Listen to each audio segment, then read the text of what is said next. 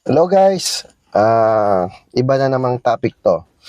Ewan ko kung alam nyo na regarding fire extinguisher.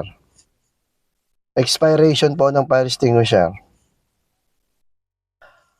Ang DCP powder fire extinguisher, meron po siyang lifespan na 5 to 15 years. Okay? 5 to 15 years po ang kanyang lifespan. So ngayon, pag meron po kayong fire extinguishers, yan po sa site nyo, tignan nyo po yung cylinder at either naka-imprinta po yung manufacturing date niya. From the manufacturing date, magbilang po kayo ng 5 to 10, 15 years. Bakit po 5 to 15 years? Depende po kasi yan kung saan nyo nilalagay. Depende rin po yan sa kondisyon ng inyong fire extinguishers. Depende rin po yan sa maintenance ng inyong fire extinguishers. Okay? Dapat po sa fire extinguishers, lagi po yan na-check. So, at depende po ang lifespan ng fire extinguishers kung ilang beses na po siya na-refill. Okay guys? So, titignan nyo po ang kondisyon ng fire extinguishers. Kung may corrosion na po siya sa ilalim, better ipacheck nyo na po siya sa approved third party. Okay? Later on guys, may sasabihin ako, itatanong ko sa inyo. Ewan ko lang kung totoo kasi naririnig ko lang din dito sa ibang bansa kung ano yung kalakaran ng fire extinguishers dyan. Number 2 po ay ang DCP, 5 to 10 years po, no? Ang CO2 naman po, mas mababa, 3 to 5 years. Depende rin po yan sa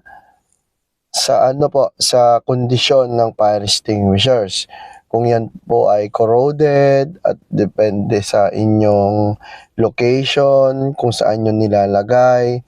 Ano po ba ang standard ng location or storage ng fire extinguisher? Mostly, best practices is 1 meters above the ground. Doon po dapat nilalagay ang fire extinguisher. Wala po siya sa sahig, sa simento, sa lupa, or sa anuman pong ground level. Bakit po? Kasi po may mas maraming chance po siya na magkaroon ng corrosion o ang tawag doon kalawang sa ilalim, no? Depende rin po again sa lugar natin kasi kung ang lugar natin ay may malapit sa dagat, ang lugar natin noon ay dredge or reclaim, yun po may tendency na yung lupa na yon ay mag-emit ng acid. Yun po yung yung salty na element ng ma-acid na lupa, no? Nagko-cause po yan, magkakaroon po ng chemical reaction between yung acid na yon at saka yung metal na yon, so it will cause corrosion. Okay guys, yun po ang trivia natin ngayon sa fire extinguisher. Sorry guys. So, paano natin alagaan? Maintenance, inspection, okay?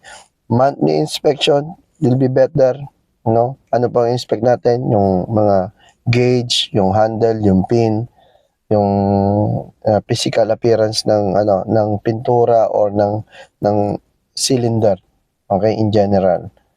So guys, magkaroon po kayo ng inspection plan para sa fire extinguishers nyo. Okay? At usage, iba naman pong topic yan. So ito ngayon ay tungkol lang po sa lifespan ng fire extinguishers. Okay guys, good morning again. Medyo malapit na tayo dito sa ating pupuntahan dito sa Sharjah. Tumigil lang po ako para magtsaa. Maraming salamat po guys and see you on my next video.